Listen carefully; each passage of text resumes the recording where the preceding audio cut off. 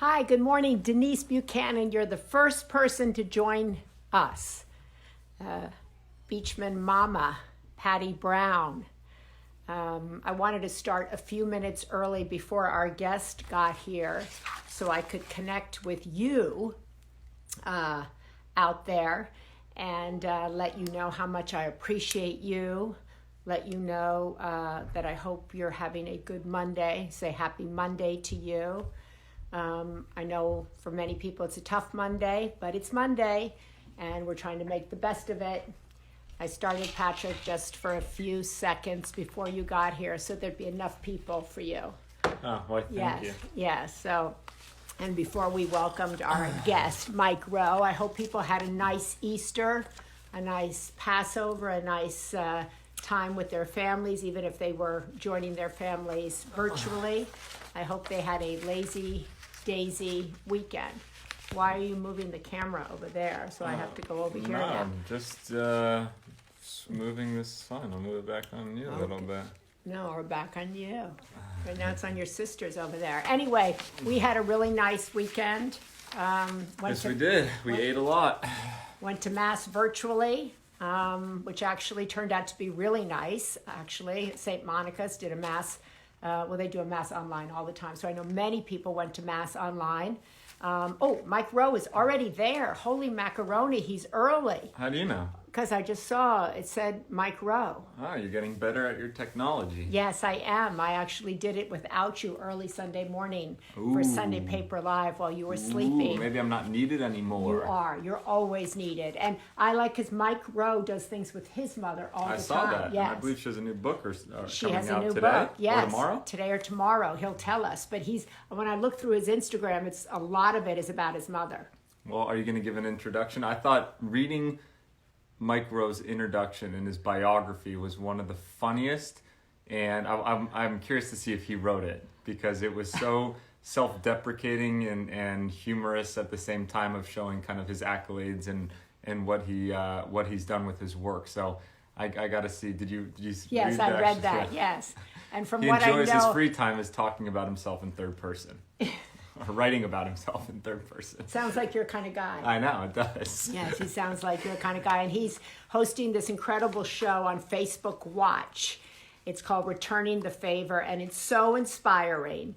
It's all about giving back to regular people who are out there day in, day out, trying to make the world a better place. And that's why people are commenting about your T-shirt. Oh, that's a Kobe. Actually, Yeah. my mom got it. She went to That's his right. memorial and got it for me because I was out of town. That's correct, yes. It's a great shirt. It's a great shirt, yes. Anyway, and the show Returning the Favor is so inspiring. It's on tonight, so you can watch it on Facebook Watch. But we should probably let him we should. come on. Can you do that, please? Yes, I can do it. Oh, There we he go. Bada Mike bing, Rowe. bada boom. Here you go. Here we Welcoming Mike. the one, the only. Coming in. He's coming in, Mike Rowe.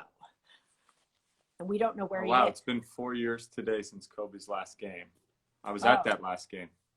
You are Wow. 4 years today. I hope they're replaying that tonight. I'm There's enabled. Mike Rowe. Hey! Look at that. I'm so enabling. How are you guys? Good, how are you? Oh, just absolutely living the dream. Well, I said to Patrick, look at Mike Rowe spending all of his time promoting his mother. You should learn from Mike Rowe. My mother has written a truly hysterical book and decided to get it on the shelves at the height of the plague.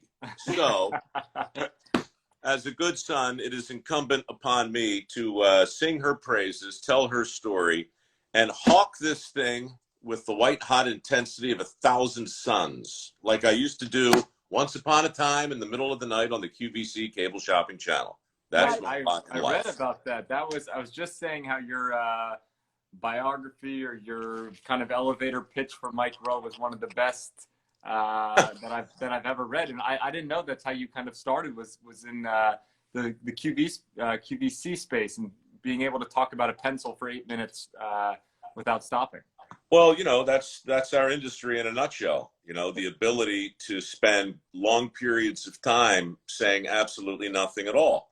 And the less you have to say, the more dramatic you make it sound. And if you can pull that off, then people hire you to impersonate a host, which I did for 25 years or so.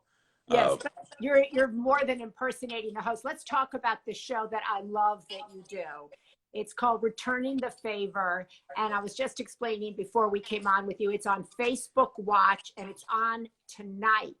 So people can go and watch Returning the Favor. And it's so great because it's inspiring. And you've been doing these specials, Mike, in the time of COVID. Why did you want to do that right now? Because everybody else has stopped production. Well, because the chair I'm sitting in right now is about the only place I can get my butt to. So I sit here and we figured out a way to do our show remotely. And the craziest thing is the last 3 episodes we've done from here have reached over 12 million people. Wow. And the 70 or so we've done over the last 3 years have reached well over 300 million. So this has turned into a thing. You know, I'm always late to the technology party, but you know Michael Rourke, I think he was a page back in the day or something like that at NBC, right? He was a page at NBC, and then he worked for me for about 8 years. Wow. And one of my dearest and best friends on the planet, and he is the producer of the show, a great man, great humanitarian. And I'm so proud of him for doing the show. Well, you know what? I am too. And I'm more suspicious of earnestness than you might think, but I'm doing this show because so many of my friends in the industry who are really decent people have wound up working on programs over the years, and I'm not going to mention any names, but various programs that they're not necessarily proud of, right? It's just the way of the world. So Michael, the producer of this thing, and everybody over at Hudson Media is so pleased to be doing a show that is genuinely warm and real. We just go around the country looking for people who are slightly better than us. And then we surprise them and we give them something that allows them to do more of what they were doing anyway. And we just started throwing these things up on Facebook 3 years ago. And the next thing we knew, it was bigger than Dirty Jobs, right? It was just like, for me, I'm just getting tens of thousands of notes week after week after week after week. The community, the fans of the show, they program the show. So all the ideas come from people who watch it, and we just go out in the world and try and, spread a little sunshine. Well, you're returning the favor. I love the title because all of the people that you profile are out there doing this, whether you're helping them or not, right? They're out there trying to, as I say, move humanity forward. They're trying to make their communities better. And you come in and you amplify their work. You amplify. And let's talk a minute about Kavanaugh Bell, the young boy that you talk about tonight. He's 7 years old. He took his entire life savings, which was $600, to make these care packages for senior centers. So tell a little bit about what you did for him, Mike. Well, that's the headline, right? This kid is in Gaithersburg, Maryland, yeah, and he went to see his grandma and really wasn't allowed to, and learned that she needed things that she didn't have. So he put together a care package and got it to her. And then he looked around at the nursing home and realized it was full of other people who were lonesome and they needed simple things. So this kid, he takes $600 and he starts by hand putting these packages together, and his mom helps facilitate the delivery of them. Well, somebody in the local news got wind of it and did a quick little piece on it. And then I got wind of it. And because my mom lives not too far from there, I did a Zoom call with my mother. The production company arranged a surprise for the kid. And basically what we did 2 things. We made him whole. We gave him $600 back, because when you're 7 years old, right? When you're 7 and everything in your world is $600 and it's gone. I mean, that's the kid's wiped out at 7. So we gave him $600, and then we gave his mom 10 grand earmarked for his education. Wow. So, the fun thing about a moment like that, I mean, obviously it's got all the feel good stuff you want, But here we are, stuck, isolated, sequestered, separated, quarantined, sheltering in place. How are we going to do this? My mom hops on in front of her computer, talks to this kid's mother. Everybody's crying, money's flying back and forth. Nobody knows what's going on. And it's a hot mess, Maria. It's a hot mess of well-intended altruism, and people dig it. It's so inspiring. Yeah, and we can't wait to watch. It's out tonight, the next one, correct? Yeah, but honestly, in Facebook world, it's always on whenever you're there. It's, I don't even know how to talk about premieres anymore. We do one a week, right. But then people find it like for the first time, and then they'll go back and they'll watch all 70 or 80 or however many they are. Can you hear us? We're there? Yeah, you can hear us, right? Oh yeah. Okay. So talk about your passion, Dirty Jobs. I mean, it's a show that seems so relevant today because you were highlighting jobs that so many people didn't want to do, and you've always been a big spokesperson for small businesses and a lot of America's backbones. And I've seen you recently highlighting these workers today, and how finally during this time of Corona and COVID, people are finally recognizing our grocery workers to a different degree, our landscape gardeners, or these types of people. Can you speak about that? Yeah, sure. I mean, Dirty Jobs fundamentally was a celebration of unsung heroes, or as we would say today, essential workers. Right. But when times are flush and people are prosperous, you don't really think about those people. So Dirty Jobs came on at a time when reality TV didn't really exist. It was back in 2003. It was a very different approach to television and production, and it worked. But then in 2008, when the economy crashed, suddenly Dirty Jobs became relevant in ways nobody really anticipated, because we're in a recession and everything's tight. So that made that show weirdly relevant. It just happened again with Returning the Favor. For the last 3 years, we've been out returning favors, and it was a nice show and people loved it. But all of a sudden now, the whole world, the whole country is hyper aware that there is no such thing as a non-essential job, right? Yeah. I mean, so we talk about healthcare workers and we talk about delivery people, and you can go down the list. But when you talk about the economy, and we've got 17 million people now who have lost their jobs. So on the surface, those jobs would appear to be non-essential, right? That's why they lost them. But look what's happened to the economy as a result of their absence, right? So that's kind of where we are right now. For me, it's full circle. Dirty Jobs started with a celebration of essential jobs. Returning the Favor is now a realization that all jobs are essential, and everybody is out there doing the best they can in their own way. Somewhere in between those two shows, to answer your question, Patrick, I started a foundation called Mike Rowe. Right. And the focus of Mike Rowe is on the skills gap. So pre-corona, our country had 7.3 million open positions that required training, not a 4-year degree. So most of what I do in my spare time on the foundation side is try and make a persuasive case for millions of good jobs that exist that for whatever reason people don't aspire to, and then provide a scholarship for people who want to get the training necessary to do those jobs. So that's a long way of saying Dirty Jobs is here, Returning the Favors here, Mike Rowe is in the middle, Deadliest Catch, the crab fishing show, is over there. Right. Basically, I've been doing the same show for 20 years. I just changed the title every 6 or 7. So speaking further on your foundation, are you just inundated with people kind of wanting to now go down that route? It's a great question. And last I checked, right now in the month of April, we are taking applications for our next round of work ethic scholarships. We have over 10,000 so far. Wow. And we're giving away $1 million. I do this every year, right around this time. Right. Last year around this time, I think we had 3,000. Okay. Now we have 10. Double. So people are starting to get it. They're starting to realize that the best path for the most people might not be a 4-year degree, Right. might not be the most expensive path, you know. And I think that's an important realization, and it's a big part of what my foundation tries to debunk.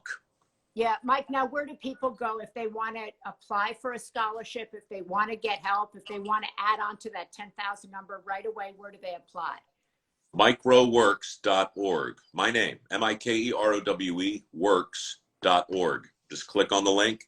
Look, you got to jump through some hoops. These are work ethic scholarships. It's not complicated, Right. but we ask you to do stuff that a lot of scholarship funds don't. You know, I'd like to see a video of you making a case for yourself. I'd like to see a short essay. I'd like references, you know, things that employers ask for. I think it's important because the money I raise and give away really comes from Instagram and Facebook. You know, I've got 5.5 million people who, for whatever reason, are curious about what I'm doing, and they have been hugely instrumental in not allowing me to quit. Right? I mean, Yeah. every year we do it again. So we're in our 12th year now, and I'm proud of it. You know, it's we're moving the needle, and now we have stories of people who actually prospered as a result of learning a trade, and you know that's gratifying. So some of the questions that I had asked people what they wanted to ask you, and some people said, like here, which trade jobs do you think coming out of this Corona period will be most in demand? Well, the short answer is the same ones that were in demand prior, only more. So obviously healthcare is going to be reimagined. It's going to be something I think we haven't seen before. I think education too, sidebar, is going to be reimagined. What we're doing right now and all the Zooming and all of the go-to meetings, right? That's going to allow people to learn in ways that I don't think we've seen either, which is going to make the whole trade experience, I think, a lot more attainable to a lot more people. But to answer your question, welding, plumbing, steam fitting, pipe fitting, mechanical, right? I mean, mechanics today, so many of them that have come through our foundation wind up making six figures because it's software engineering, it's rocket science. They're huge opportunities that people just don't get. We've heard stories about the six-figure welders. Those stories are real. They're all over the place. We've trained a few. But I think it's a kind of a trick question to point to a very specific trade, because the way the trade world works is a little different than the way the white-collar world works. If you master welding, for instance, it often happens that you wind up getting into carpentry or into plumbing or into heating, air conditioning, electric. And then the next thing you know, you have a small business and a couple of vans and half a dozen employees. Right. We see this happen all the time. So my better answer to that excellent question is to say that it's really not about the job, it's about the path.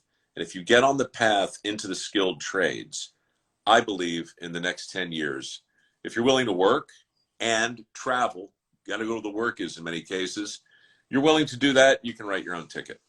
Wow. And speaking of the path, I have a younger brother who's a senior in college. He's graduating, or he's supposed to graduate next month. And he lives with a bunch of his friends, all who have, great degrees from, or about to get degrees from Michigan, University of Michigan. And all of their jobs just got taken away. They all thought they were about to go into the summer with jobs lined up. What kind of advice would you have for people that have gone down that path versus, the route that you've been saying of, you don't really necessarily need the degree, but you can go and do these, six-figure plumbing work and stuff? Yeah, well, not to pile on, but it's not just that their jobs went away. It's what didn't go away. And what didn't go away was their debt. Right. Yeah. So now you're educated for a job that doesn't really exist. Mm-hmm. You've got an $80,000 millstone around your neck, and you might wind up in mom's basement for a couple of years. Now that's a cautionary tale. I don't want people to have to endure that. Your question is, okay, those are the cards you have right now. How do you play them? Yeah. I would say. Or what advice? Yeah. Yeah. I mean, look, there's always a way out, but the way out in this instance depends entirely on your ability and your willingness to hit the reset button. There's still time, as Led Zeppelin said, to change the road you're on. We see it all the time now with people 30s, 40s, and 50s. They just do over. I want to do over. Well, look, if you're 22, 23 years old and you've got that kind of debt, they can't take the knowledge away from you that you have. But as much as moving forward is going to depend on your ability to master a useful skill, you're also really, really going to have to manage your finances. And I'm not an expert in finance by any stretch, but this business of debt, guys, it's very difficult to have this conversation without stepping back and saying, it's not that college is bad. My liberal arts degree served me well, and I got mine in 1984. It was 2 years at a community college and then 3 years at a university. Liberal arts communications degree. When the dust settled, it cost $11,200. Today, same school, same courses, same exact everything. It's just over 90 grand. Crazy. People, I know I'm not answering your question, Patrick, but it's an important point. So I'm hijacking the exchange for a moment just to simply say that people need to be righteously horrified of the cost of a 4-year degree. It doesn't mean a 4-year degree is bad. It just means if you're not certain, if you're not really sure about what you want to do, then take a breath, learn a skill first. There's always a chance to go back to school. And more than anything else, I just hate to see kids sign on the dotted line when they're not sure who they want to be or what they want to do. And they find themselves in this exact situation.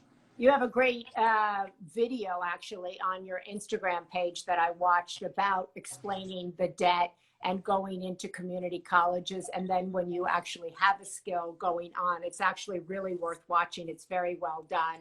And I think it is really thought provoking. You talk a lot about the sweat pledge.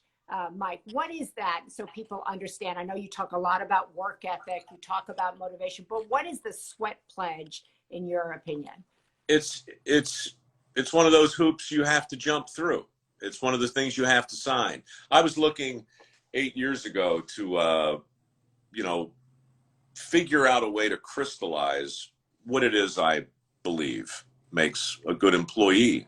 And I had some wine, full disclosure, I was home, I was sitting around, took a legal pad, started writing down some ideas, things, qualities that helped me when I was trying to make my way in my chosen field, and qualities that I value as an employer today.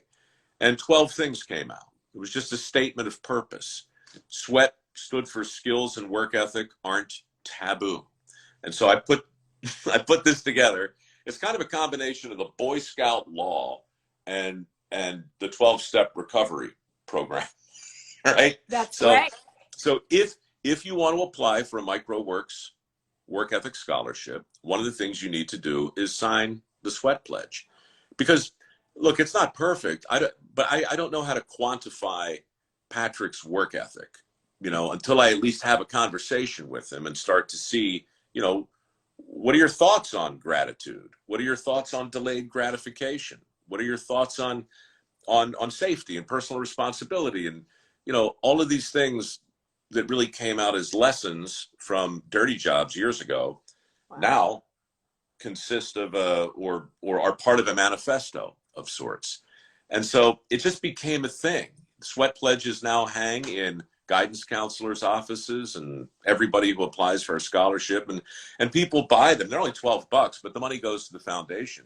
And we've raised hundreds of thousands of dollars,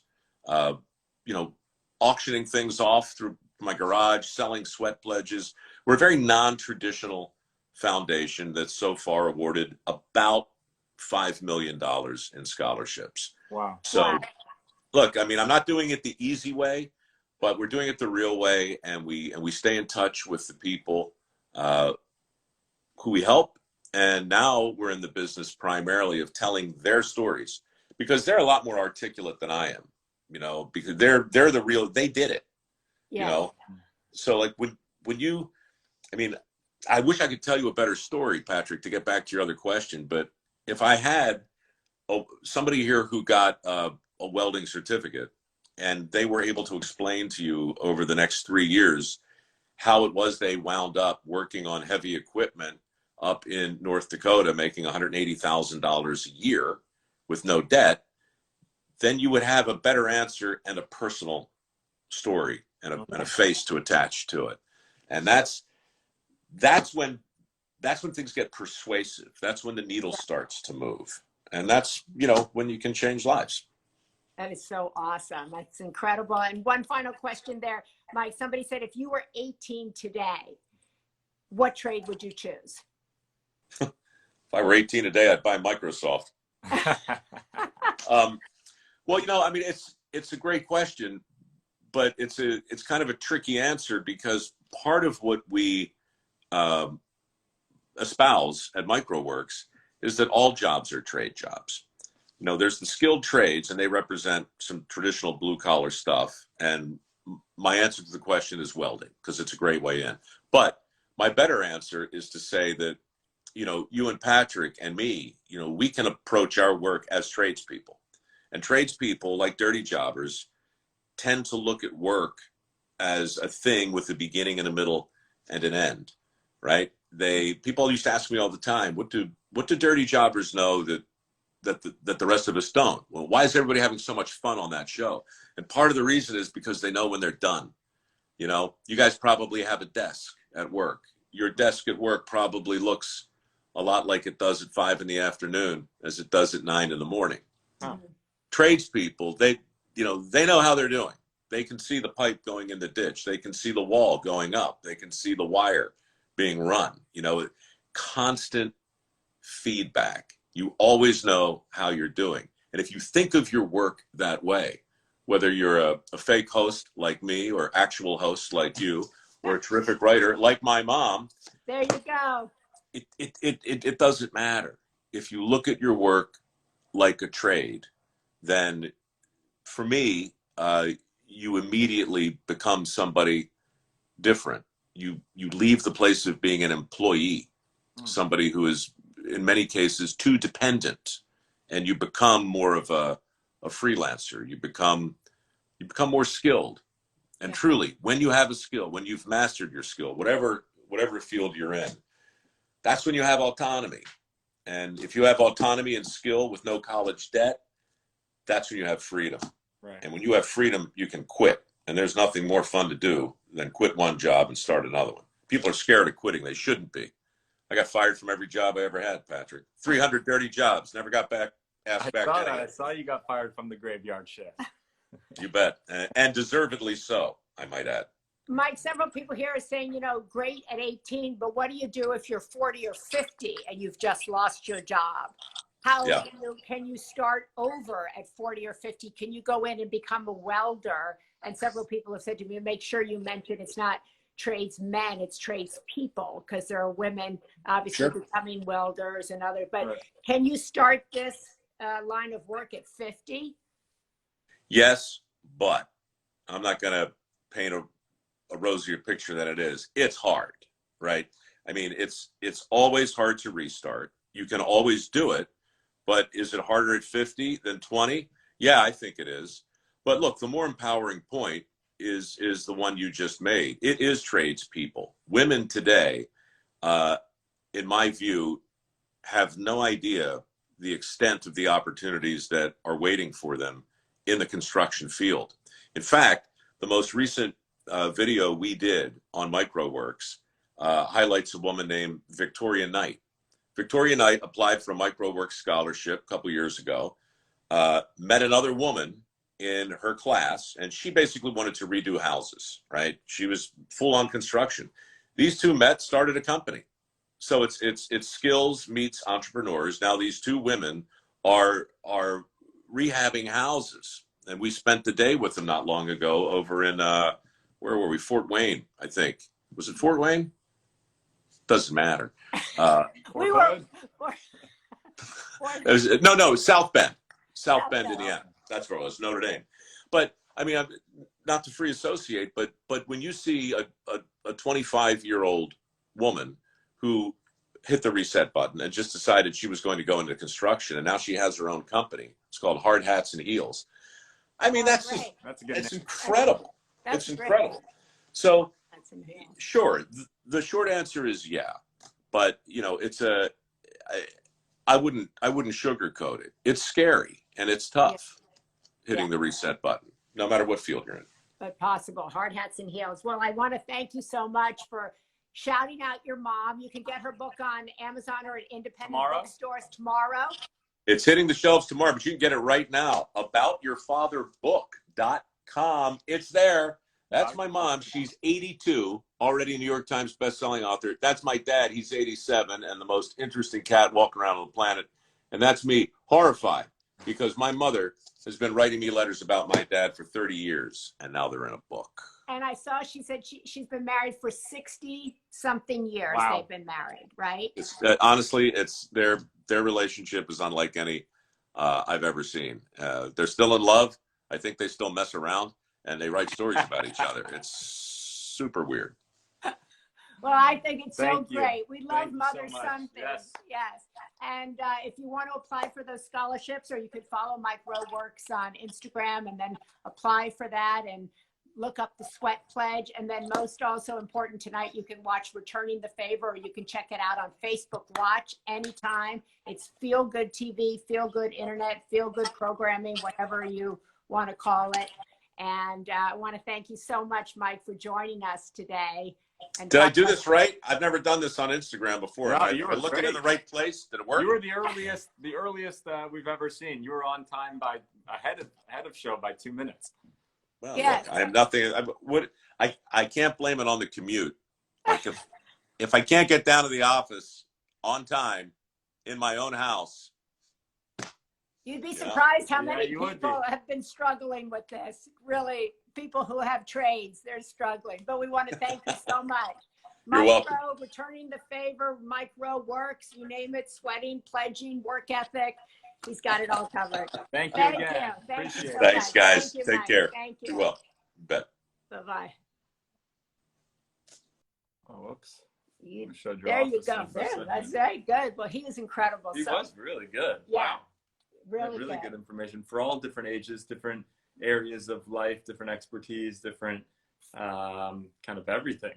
Yeah. I really enjoyed it. You enjoyed him. Yeah, Yeah. I thought he was really smart. I mean, He I is knew really he's really smart, but Yeah. I thought he gave some really good, although he didn't feel like he pinpointed some sort of form of advice for people that are in their, graduating. I think just the idea that it's, it's never too late to hit the reset button, and you can always, change roads that you're on is great enough advice. I believe that, a lot of kids that do get those 4-year degrees don't feel like they could go and do that kind of craftsmanship or trades work or anything like that, because it doesn't yield to what they feel like the education they got. But hearing him say that there's welders or craftsmen and stuff like that are making 6 figures is kind of a great way to show that it's possible. And a lot of women are going into these professions and doing really well in construction and welding and trucking and all of those sort of things. But what I think he said is that he's trying to elevate the profile of these jobs, and that's what his foundation is doing so well. And so many people here are saying, oh, can we rewatch? Yeah, you can rewatch it on stories And YouTube after. But I think he had great advice also about work ethic. Everybody's going to have to grind it out, no matter your age. We're all going to have to shift, reboot, get on the new path. And I think he's really such a testament to hard work, to not thinking any job is beneath you, starting at the bottom and shifting and trying something new. So all these kids who are graduating, Marcus Lemonis said, go live in your parents' basement and start working for an internship or work for free. He's also saying, go get a skill. Yeah. Get a skill. Well, I think the interning is, you are getting a skill in a way. I mean, I think that's what Marcus was saying is when you're working under someone and you're working for them for free, you're learning from them and you're getting the skills from that person you're learning from. And it's so interesting at kind of his, charitable is, charity organization and stuff is so different than college. It's so similar yet so different. Michael Rourke said we did a good job. Oh, okay, Michael Rourke is the producer. I know Returning the Favor. Returning the Favor on Facebook Watch. Facebook Watch. Yes, we want Facebook Watch to do our show. Yeah, pick us up, Facebook Watch. Come on, Facebook Watch. Okay. Anyway, we want to thank you. I want to thank Mike Rowe. Yes. Yes, he is inspiring. And I really admire the work he's doing, all the scholarships he's handed out, and all the lives he's changed through his foundation, and all the lives they're changing. I'm returning the favor. Yes. I love that. Since we didn't introduce ourselves, we'll give a closing goodbye. I'm Who Patrick Schwarzenegger. And I'm his mother, Maria Shriver. So maybe when you're like Mike Rowe, you'll be promoting me when I'm 80. Of course. Don't forget about me when I'm 80. I never will. Okay. Thank you so much for joining us. And we'll be here all week long, bringing you people we hope that are inspiring, motivating, helping, and that have ideas to help you at any stage in life, because we all need help at every stage of life. So have a good Monday. Have a great Monday. And we'll see Great start to the week. Yes. And we'll see you tomorrow and every other day after that. Okay. Bye.